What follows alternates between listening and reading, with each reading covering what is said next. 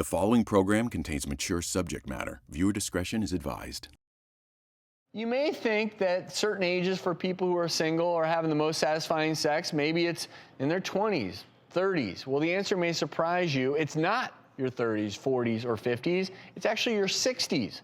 According to Match.com's annual Singles in America report, single women report having their best sex at 66 years of age.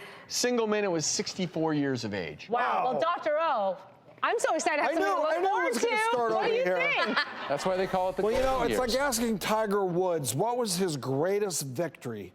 Was it in my 20s, my 30s, my 40s, my 50s, or now my 60s? Yeah. And all I can say is it's all good. Well, It's all good, and it was all a little bit different. And I can say it's as good now as ever for different reasons. That's because you've got someone to go home to. You damn well better say that. Well, yeah, I Most of my patients are older than you. Okay.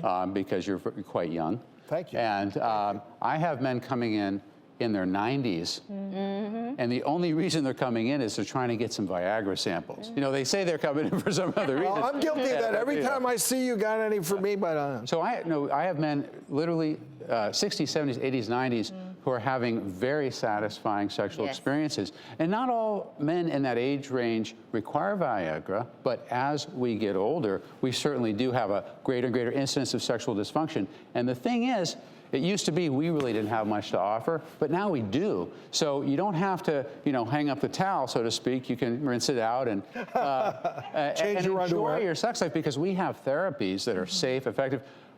Viagra, Cialis, these pills, they are safe. There are so many men that I see whose wives won't let them take the pills because they are afraid it's going to hurt their heart. There's no risk unless it's taken with nitroglycerin. And there's a lot of men out there who can really enjoy these golden years as things actually do get better. But there are a lot of older men. In one study by AARP, 75% of men over 70 said they had few, if any, problems with erectile dysfunction. Whether that's accurate, that seems really high. But my point is that I think what this data shares with all of us is that as people get into their 60s and 70s, I think they feel liberated.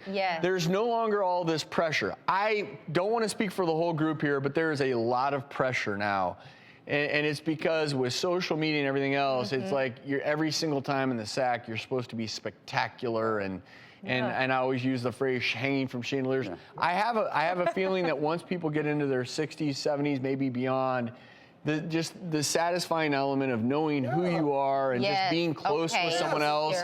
fewer mirrors and the lights go down each decade. It's a little and your vision goes and everybody looks pretty good. Well, from a female perspective, I love that women are in a responsible way embracing their sexuality. And then, you know, the vaginal tissue can get a little dry as your estrogen declines, but you can start with an over-the-counter lubricant. If you're going to use that, only do one at a time. So if something irritates you, you know which product caused it. If that doesn't help, then your doctor can give you like a vaginal estrogen cream.